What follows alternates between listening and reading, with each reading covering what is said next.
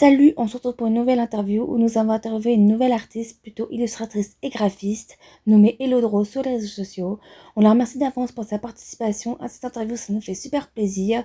Vous pourrez découvrir ses inspirations et son style artistique et découvrir en même temps ses rêves et ce qu'elle aimerait réaliser dans sa passion artistique, si elle aimerait en faire son métier ou pas et si elle voudrait faire des conventions.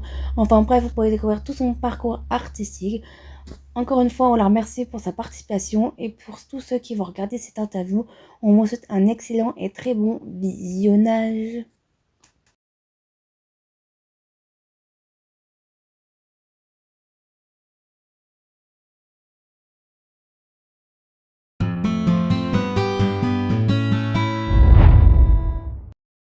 Peux-tu te décrire pour ceux qui ne te connaissent pas?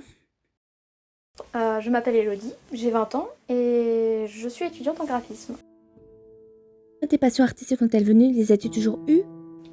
Alors oui, je l'ai toujours eu, je dessine depuis que je suis toute petite. Du coup, c'est quelque chose qui est venu assez naturellement et avec lequel j'ai évolué dans ma vie. J'ai d'abord dessiné traditionnellement, je pense comme à peu près tous les enfants sur Terre. Et puis je suis passée au digital vers le collège. Qui t'inspire et te motive le plus au quotidien et avec qui rêverais-tu le plus de collaborer? Ensuite, je pense pas que j'ai une idée en tête précise parce que j'aime vraiment en général les artistes et ce qu'ils transmettent, les gens qui sont motivés et déterminés et qui arrivent à faire de leurs rêves genre leur métier ou leur réalité. Et c'est quelque chose qui est super motivant et inspirant, je trouve. Après, si je devais choisir quelqu'un maintenant, là, je pense que je pourrais parler de Tutodro parce que c'est c'est la personne que j'ai suivi ses tutos quand j'étais petite, ses tutos dessin, comme je pense pareil pas mal de gens à l'époque et encore aujourd'hui. Ouais, juste pour la symbolique. Juste pour la symbolique, je pense que ça pourrait être cette personne avec laquelle j'aimerais bien faire une collaboration. Et petit fun fact, Tutodro me suit sur Instagram. Et ça, je trouve que c'est vraiment pareil, la petite symbolique, j'aime bien. Que préfères-tu dessiner et pourquoi? Je pense que si on regarde mon feed Insta, on va vite comprendre que j'aime beaucoup les dessins un peu cartoon, très illustration fantastique, assez colorés. Et c'est généralement des défis. Un peu dans le style, je pense, Disney, parce que j'aime beaucoup Disney et les films d'animation en général. Donc tout ce qui m'inspire, je le retranscris dans ce que je fais en général. Pourquoi as-tu voulu partager ta passion sur les réseaux sociaux et qu'est-ce qui t'a donné envie de te lancer là-dessus? Je pense que juste au moment où j'ai rejoint les réseaux sociaux, je me suis dit que ça pouvait être quelque chose de sympa de partager au même moment mes dessins et l'évolution de ce que je faisais. Et je regrette pas du tout parce qu'au final, ça me fait une petite amélioration et je peux voir comment j'ai évolué dans le dessin. Et puis c'est chouette de partager ce qu'on aime faire. On se demandait si tu avais une anecdote à nous raconter sur une de tes illustrations que tu as réalisées. Oui. Quand j'étais petite, j'ai fait un dessin, enfin j'ai fait un livre pour ma sœur, donc un petit livre illustré avec, c'était une histoire assez simple, en peut-être 40 pages, je sais plus, mais illustré ça, j'avais illustré ça, et récemment je me suis mis en projet de lui refaire en tant que cadeau. Le livre, mais avec mon style d'aujourd'hui et avec tout ce que j'ai appris entre temps, et je pense que ça peut être vachement chouette comme avant-après. Aurais-tu des conseils pour quelqu'un qui voudrait débuter dans le dessin digital? Je pense que le conseil que je peux donner, c'est de pas trop se comparer aux autres sur internet. Et parce que justement, on peut être vite assailli par beaucoup de contenu, de gens qui sont vraiment vraiment très doués. Et il faut surtout pas se décourager en se comparant aux autres. Parce que le but, je pense que c'est surtout de se dire qu'il faut s'améliorer soi-même. Et sans forcément se dire je suis moins bon qu'un autre. Enfin voilà. Je pense qu'il faut surtout se concentrer sur sa propre évolution. Le style de tes dessins en 3 mots? Coloré, magique et fantastique.